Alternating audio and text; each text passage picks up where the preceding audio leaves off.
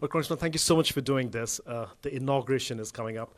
What can one expect from Trump 2.0? He's going to be looking for a strong economy. He's going to be looking for a sustained economy. He's going to look for growth above 2%. That's going to include deregulation, keeping the Tax Cuts and Jobs Act in place, which will expire in 2025. I think he will look to have a stronger defense posture. I think the Indo-Pacific region is extremely important when you look at China and its rise, not just in its economic strength, but its military prowess.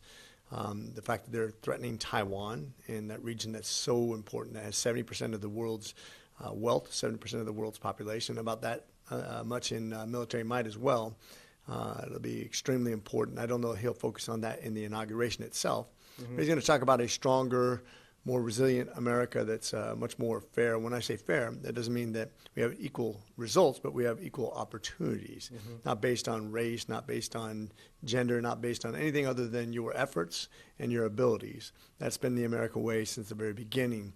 One of the things that snuck in somehow or another is that we punish people who are successful. That should never be the American way. Anybody who's part of the Indian diaspora knows that. We've seen a demographic who's extremely successful be punished for that success and actually discriminated against for that success many times. And that's the unfortunate thing. We should never represent that in America. We should always represent our best efforts, and that we should allow businesses to flourish here, because that will keep us ahead of the game, especially as the world's largest economy, with our head looking slightly over our shoulder towards those people who are approaching us very rapidly. You know, you talked about multiple things that I wanted to ask you about. Let's talk about the Indian community. Now, I remember when you first got elected, one of the first speeches that you made on the floor was about how important Indian Americans have been in your district. We've seen, these vile attacks on online social media in the past 2 weeks. What would you tell the Indian American community who live in America?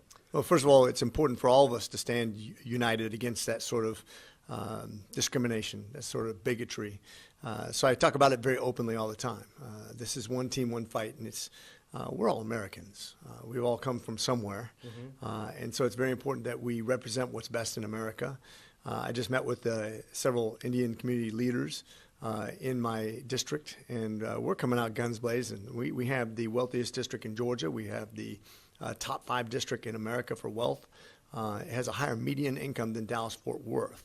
We have 10,000 CEOs. It's an exceptional district. And one of the reasons it's made that way is because we have 14% of our citizens are Indian diaspora. Extremely ambitious, gifted, hardworking, don't break laws. I mean, that's a big part of our American fabric. It's what makes America great. And to have those opportunities, they're equal for all people to excel. When you work hard, that you're rewarded for that, because that's what makes everybody work hard. When you're told, oh, we have too many people from this community in our schools, whether it be Ivy League schools or Georgia Tech or wherever, that's a problem, because you're then eliminating the best and brightest or the hardest working based on the color of their skin rather than the content of their character. The India-U.S. relationship has been, central in the past, I would say, last 3-4 administration.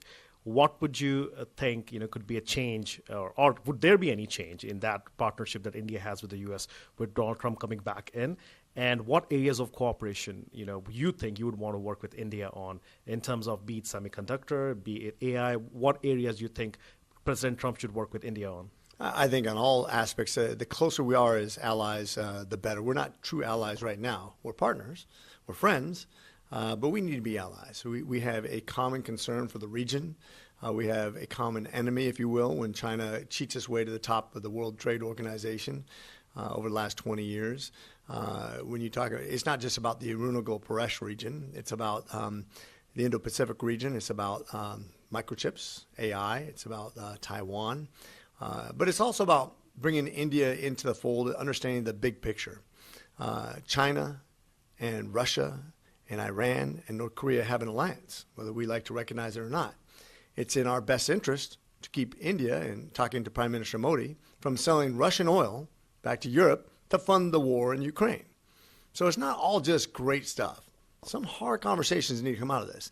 And to be fair, Prime Minister Modi and the way he approaches this will be very instrumental in our ability to succeed or fail. And we will succeed or fail as a team. No doubt, make no doubt about it.